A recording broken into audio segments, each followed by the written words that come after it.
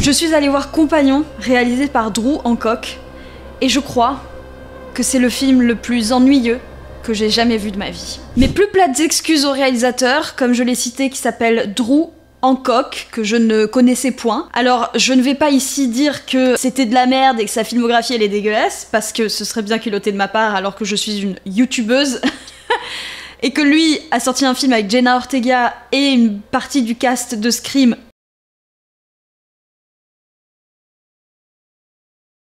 au cinéma, mais ce n'est pas parce qu'on sort un film au cinéma qu'on fait de l'art, à mon sens. J'aurais pu ne pas parler de ce film, mais ça s'inscrit dans ma semaine de cinéma, parce que là, on a pris le pass duo avec mon copain, Bébou Jamie, ceci est la même personne. On a pris le pass ciné chez Pathé, et on y allait au moins 10 fois sur les 3 dernières semaines. Donc je me suis dit que ça pouvait donner une série de vidéos très intéressantes, et ma foi, ça me fait tellement plaisir de parler de cinéma, que je me suis dit pourquoi pas parler des films également que je n'ai pas aimés et de vous expliquer surtout pourquoi, le pourquoi du comment, avec un œil un petit peu plus étudiante de cinéma qui a son diplôme mais qui travaille pas dans le cinéma et qui aime dire qu'elle est une pro de l'analyse filmique. Tout à fait, c'est avec ces yeux-là que je vais vous parler de Compagnon avec Jenna Ortega. Pourquoi j'ai décidé d'aller voir ce film? Étonnamment, parce que c'était un film d'horreur, enfin sur le papier. Alors que j'ai peur, ok?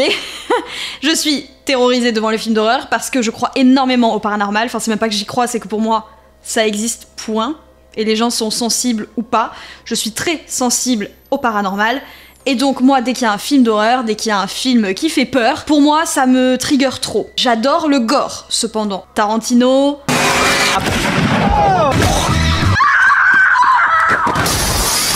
J'allais dire Buffy contre les vampires. MDR, ça a été le premier gore de ma vie, d'accord?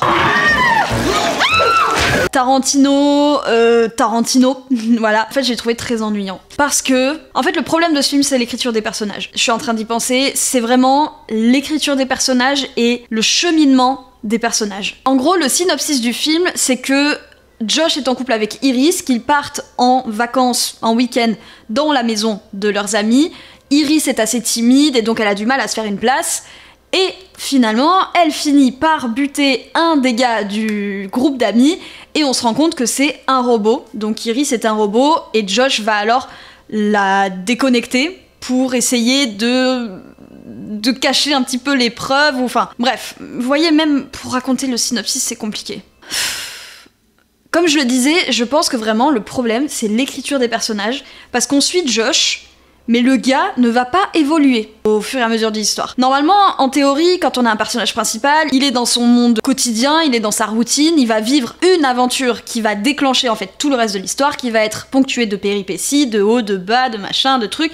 Et le but, c'est qu'à la fin, ils reviennent en ayant appris une leçon, en ayant tiré une morale de ses aventures dans sa vie courante. Qu'en fait, ils reprennent sa routine, mais en ayant grandi. Ça, c'est la théorie. Ici, ce Josh, il va absolument pas grandir. Ce Josh est inutile.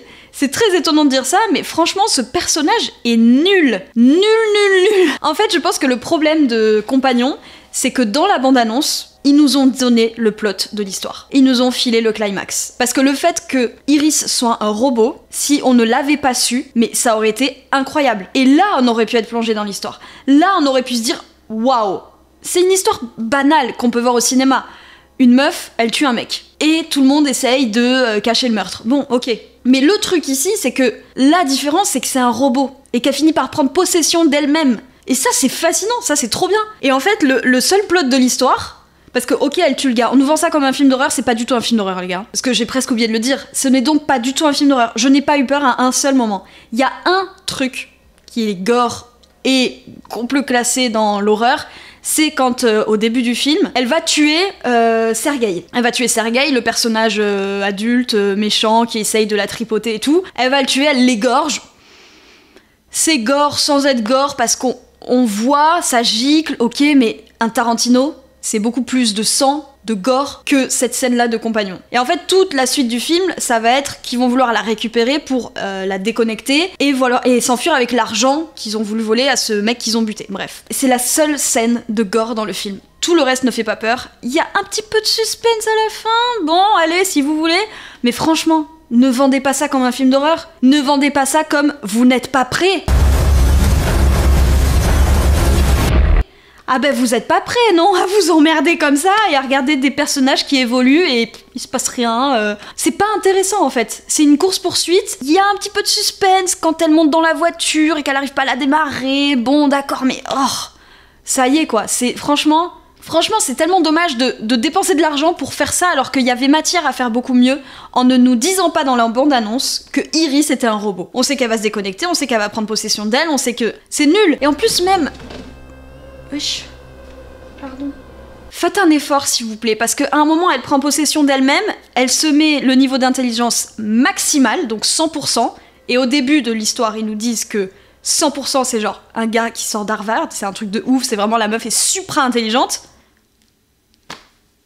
Bah non en fait. Je sais pas si c'est ce niveau d'intelligence que vous pensez que les femmes ont, que toi Drew Hancock tu penses que les femmes on a quand on est 100% intelligente, mais franchement ça fait mal au cœur quand même hein. Donc il y a vraiment un truc de simpliste. En fait on dirait que c'est dommage d'avoir de l'argent et de faire ça avec. T'aurais pu aller plus loin, t'aurais pu aller plus profondément, t'aurais pu faire plus de plot twist. T'aurais pas dû nous dire dans la bande-annonce que c'était un robot. C'est ça le plot twist de ton histoire. C'est pas le fait que est-ce qu'elle va s'en sortir, on s'en fout qu'elle s'en sorte. C'est un robot. Il faut pas nous dire ça dans la bande-annonce. C'est trop dommage. Ensuite, ce que je reproche aussi à ce film, c'est que... Alors, c'est un peu ambivalent ce que je vais dire, et d'ailleurs, c'est étonnant que ce soit moi qui dise ça, mais il n'y a pas nécessairement de morale à la fin. Alors, je me dis aussi que peut-être, il faut pas en chercher partout. On est sur un film d'horreur de base, sur un film d'horreur gore. D'ailleurs, je me demande comment il est classé, ce film. Tiens, ce serait intéressant, ça. Ouais, thriller psychologique. Non. Désolée, mais non. Peut-être qu'on n'est pas obligé de trouver une morale, surtout dans les films d'horreur. De toute façon, c'est pas le discours. Le but, c'est de nous faire peur, et la morale, c'est que on a peur. Voilà. Mais ici, vraiment, en fait, on comprend pas où on va. C'est vide. En fait, c'est vraiment vide. Il y a pas de suspense, il y a pas le cœur qui bat, il y a pas le sang qui pulse, il y a pas de on se demande comment ça va finir et tout. En fait, on s'en fiche comment ça va finir. Et le seul truc à la fin qui m'a tenu en haleine et que je peux retenir à la limite et qui a été bien amené, c'est que, et je sais même pas si c'est volontaire, c'est vous dire, elle essaye de tuer Josh, sauf qu'il finit par prendre le dessus. On assiste vraiment à une scène d'une violence très pure, et moi j'avais vraiment l'impression d'être sur une scène de violence conjugale des plus banales, malheureusement, et ça m'a un peu terrifiée.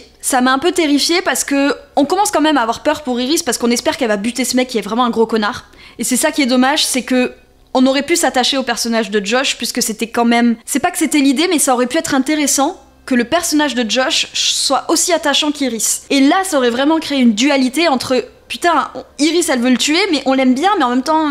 Et en même temps, il s'est servi d'elle pour tuer quelqu'un d'autre. Enfin, ça aurait été intéressant de l'écrire de cette façon-là et de le filmer de cette façon-là. Mais toujours est-il que Josh est un profond connard, qu'on veut juste qu'il crève, qu'on comprend même pas d'ailleurs pourquoi il est si méchant d'un coup. Cette scène-là, je l'ai trouvée très dure à regarder parce que elle dure longtemps et qu'on se demande jusqu'à la fin qui va survivre en fait. Alors on sait, non en fait en vrai, on sait, bah voilà, encore une fois, on sait que Iris va tuer Josh puisqu'elle le dit au début du film. Je connais 2 moments dans ma vie où je me suis sentie parfaitement heureuse. La première fois le jour où j'ai rencontré Josh et la seconde, le jour où je l'ai tué.